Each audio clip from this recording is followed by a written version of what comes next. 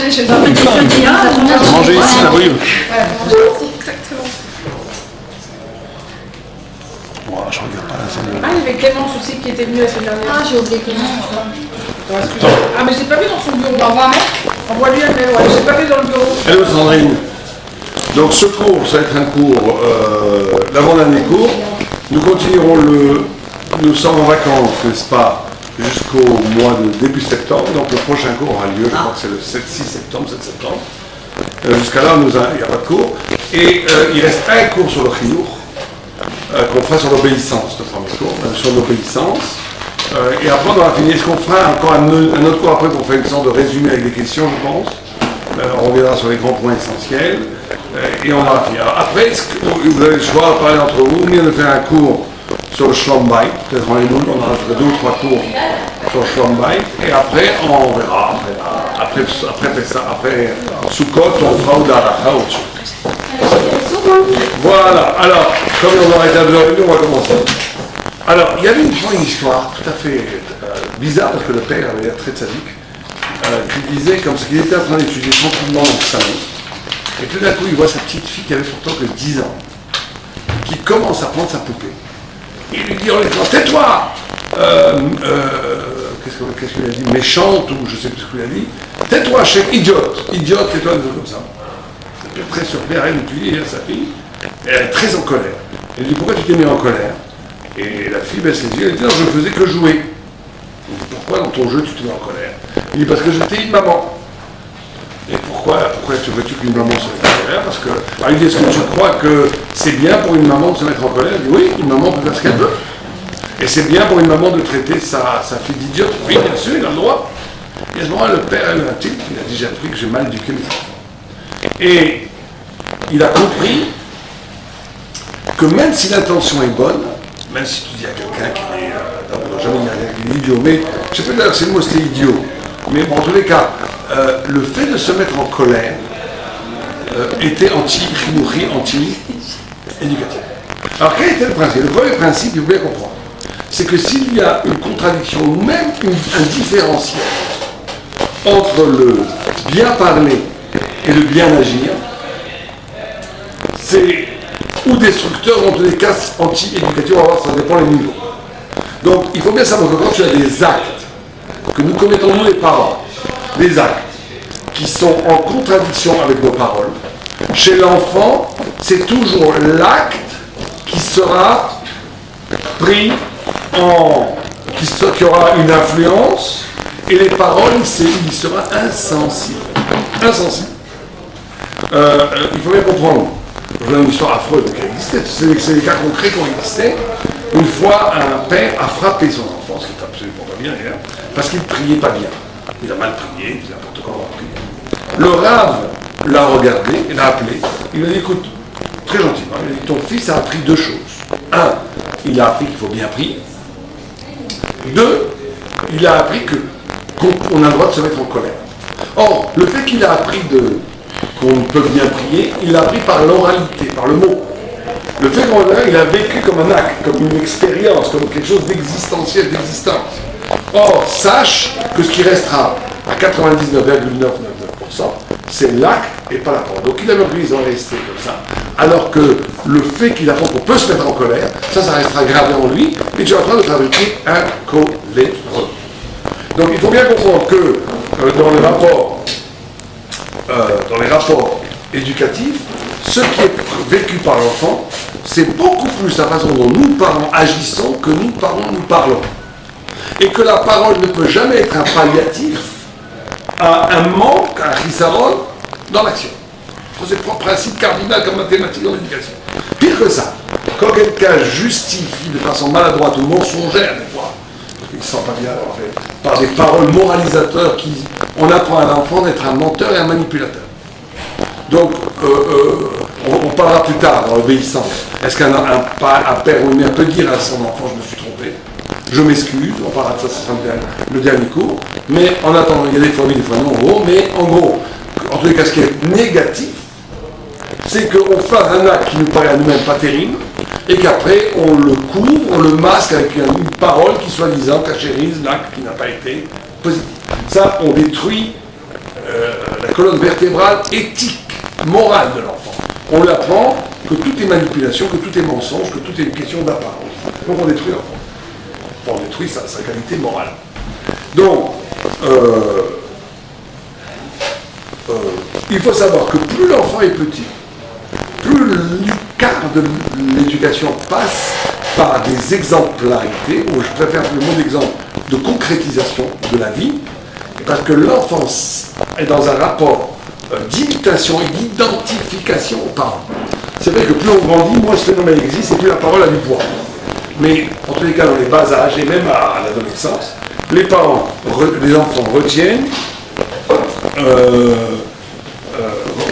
beaucoup plus l'exemple, l'exemplarité, la façon dont les parents agissent et la façon dont ils parlent, que plutôt la parole qui explique ou qui donne un sens à une histoire, encore une autre histoire. Une fois, vraiment, qui avait sacrifié sa vie pour étudier la Torah. Et un jour, on a posé la question à son enfant en lui disant quelle est la chose la plus importante pour toi? Il a répondu sans froncer, l'argent. Alors son père, précisément, a été quelqu'un qui a tout sacrifié dans sa vie pour étudier, sans argent. Et il était très... on a dit pourquoi l'argent? Ben, il a dit parce que chaque fois, si on avait chaque fois les parents, je demande quelque chose à acheter, on n'a pas d'argent, on ne peut pas. On étudie à Torah, on ne peut pas acheter, on ne peut pas acheter, on ne peut pas acheter. Et des fois, mes parents parlent très souvent devant moi des problèmes, comment on va payer les dettes, comment on va payer la reconnaître. Donc si on avait de l'argent, on serait beaucoup plus heureux. Alors qu'est-ce qui se passe ici? Qu'est-ce qui se passe? Ça veut dire qu'il faut bien savoir que les adultes, eux, sont dans un non-dit qui est que je suis fier, je suis heureux et je suis complètement chalem avec ça, que j'ai engagé ma vie dans une vie de Torah, c'est plutôt pas la vraie vie, dans une vie de Torah, au prix de vivre de façon tout à fait très modeste dans des questions d'argent. Donc les parents le disent bien, ça c'est le yesod. Par rapport à ce yesod va se greffer la vie avec tous ses problèmes. Et donc des discours autour de la vie. Donc il faut bien séparer le yesod, le fondement, l'épreuve et le discours sur l'épreuve. Or l'enfant, qu'est-ce qu'il va subir de façon automatique? Il ne va jamais subir le fondement. Le fondement, il ne connaît pas. Il ne peut pas le percevoir. L'engagement dans la Torah des parents, l'enfant n'en a pas conscience. Ou si on a la conscience, c'est une conscience vague qui l'influence très très peu. Ce qu'il va subir, c'est l'expérience quotidienne du souci, de la parole qui a ce souci de qu'est-ce qu'on fait avec le problème de l'argent. Donc les parents, eux, ils peuvent s'en sortir parce qu'ils ont le plaisir, entre guillemets, ou la satisfaction, entre guillemets, ou la félicité spirituelle, entre guillemets, d'être Eved Hashem, d'étudier. Donc c'est vrai que tous ces problèmes d'argent sont périphériques par rapport à la centralité de leur engagement spirituel. C'est vrai. Mais l'enfant, lui, il voit que les problèmes de discours sur l'argent, de manque, le fait qu'on lui dit tout le temps on ne peut pas acheter ça parce qu'on n'a pas d'argent, etc., comme la chose merkazi, c'est quelque chose qui rend que la vie sans argent, c'est une vie affreuse, donc il va falloir faire de l'argent. Donc il va falloir faire de l'argent. Donc la solution à ça, c'est de ne jamais parler de problème d'argent devant ses enfants. 2, d'essayer de ne pas trop priver ses enfants, même si on ne peut pas, même s'il faut pas emprunter de l'argent. Il y a des choses qui sont... il vaut mieux emprunter, il y a des choses qu'on n'achète pas, parce que si tous les copains achètent l'iPhone, ou bien si on dit non, ça n'est jamais parce qu'on n'a pas assez d'argent, c'est parce que Alpi Torah, c'est pas terrible. Et si on a vraiment pas d'argent d'acheter ça, je dis tu as raison, on va essayer, on va voir, c'est pas un problème peut-être, mais pour le moment on verra, ne pas systématiquement avoir un engrais, on ne peut pas avoir d'argent. D'accord? Or, donc ce principe-là, que la parole a très peu d'affect dans le film, que les discours lénifiants ont très peu d'affect, et ce qui l'influence, c'est ce qu'il voit et pas ce que l'on dit, c'est aussi le béaba de l'enfant. Et ce qu'il faut bien comprendre, c'est que l'enfant voit la quantité dans l'éducation, c'est ça qui est un peu frustrant pour les parents. Très souvent, les parents sont des arômes, je ne comprends pas. Non, l'enfant, il voit la quantité, pas la qualité. Il voit le concret et pas le concept. Donc des parents qui vivent dans le concept, dans la qualité, dans l'engagement spirituel, mais qui concrètement a une vie de balagan, très mauvais. C'est pareil, très souvent les enfants sont déséquilibrés. Malheureusement, c'est terrible parce que les parents sont soi-disant trop spirituels. Enfin, des fois pas soi-disant. La mère est trop dit, mais la maison n'est pas rangée. L'enfant va voir une maison pas rangée, une maison balaganiste, une maison où on ne lui sert pas à manger quand il faut, il reste, il attend. Maintenant que la femme, elle est en train d'éviter, pas du tout évident que ça a un bon effet. Ça peut des fois, oui, il y a des enfants très intelligents, mais ça veut dire qu'on ne peut pas, la spiritualité qui est en amont, ne peut pas justifier un désordre dans la vie quotidienne. Donc la première fois, il faut nous enseigner à nous-mêmes, que le premier devoir spirituel de parents, c'est d'assurer une sécurité, un équilibre, une hygiène de vie minimale à ses enfants. C'est plus important que l'été. Hachem préfère ça que de faire des télévisions. Donc il faut comprendre ça.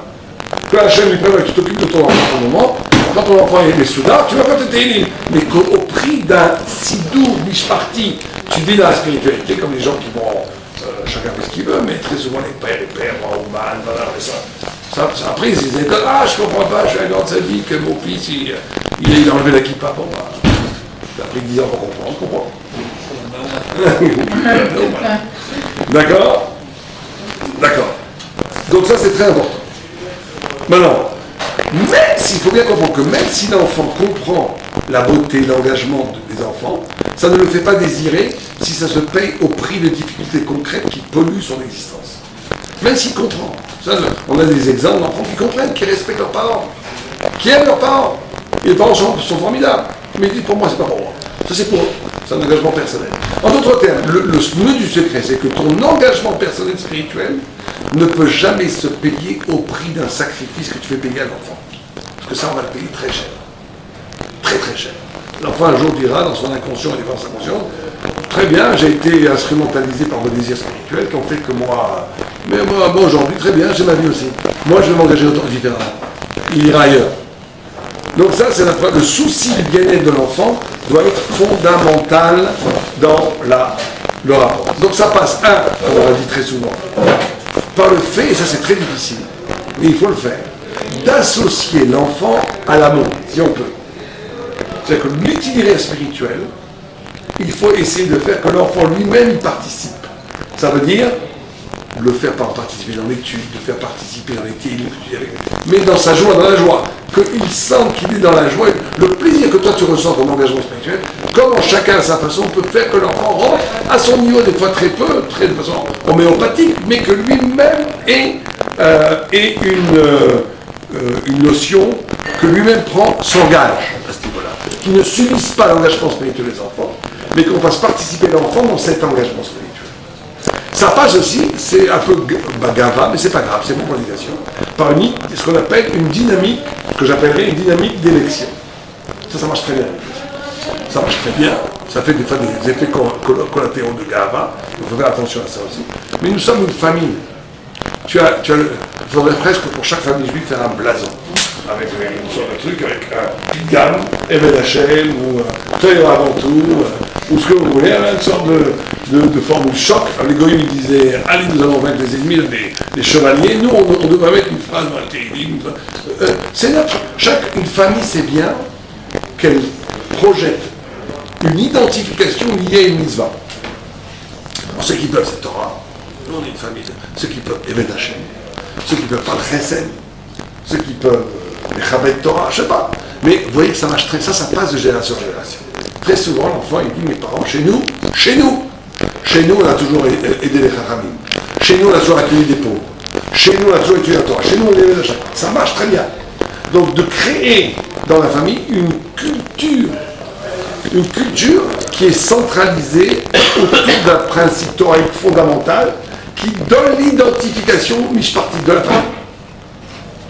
Et ça, il faut s'asseoir avec sa femme, et quels sont nos points forts, sur quoi on peut véritablement à ce moment-là organiser le trio. Ça devient le point de référence. Et ça, l'enfant, il en tire, encore une fois, on a dit dans le premier cours, ça revient toujours, il n'y a pas d'éducation sans joie. Il n'y a pas d'éducation sans plaisir. C'est malheureux à dire, mais c'est comme ça.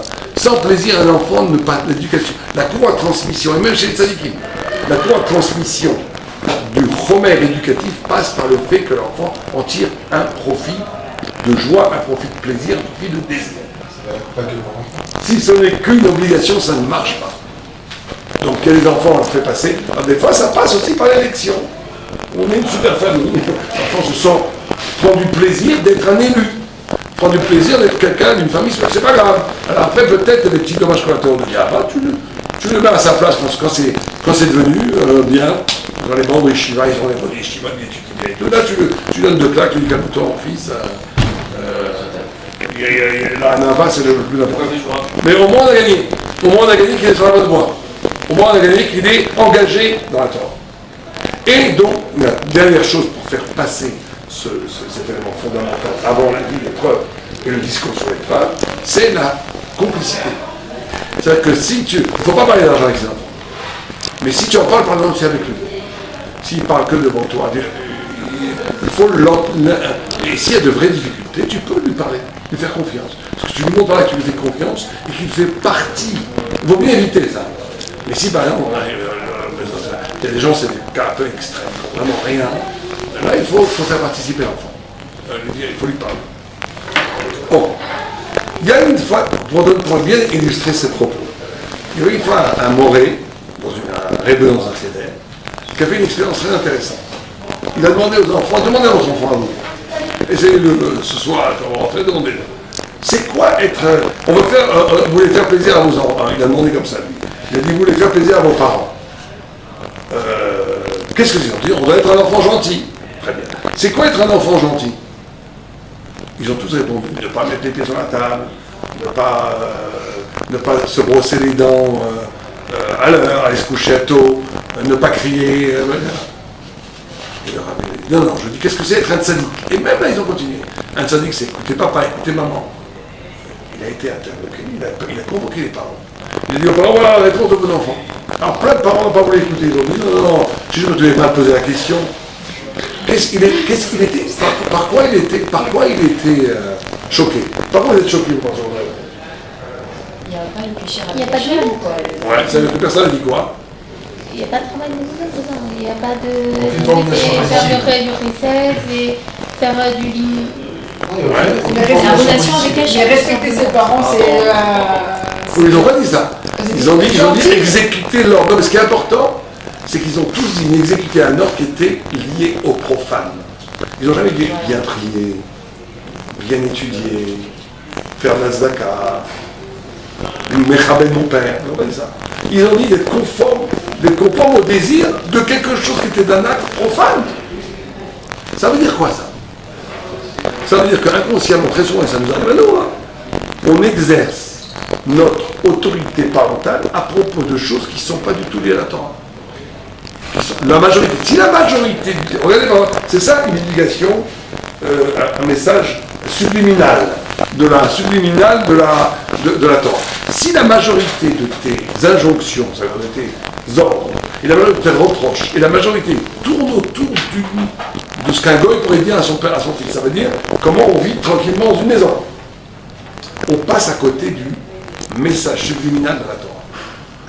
Et donc, il y a une façon d'éduquer ses enfants où la majorité de l'intention et du rapport passe sur des critères de Torah. Des fois très doucement, très gentiment. Ah, ça m'intéresse comment tu as prié, comment tu as étudié, comment tu as étudié. Ça m'intéresse comment tu as étudié. Pour ça, on va avoir une reste 5 000, mais on va essayer comment tu as étudié. Alors que si la majorité, on a dit, les enfants reçoivent le concret, ils ne sont pas dans les subtilités en amont, que tu fais ça pour que la maison tourne bien, pour que tu deviennes un plus tard. Ça, aucun enfant va faire ce raisonnement.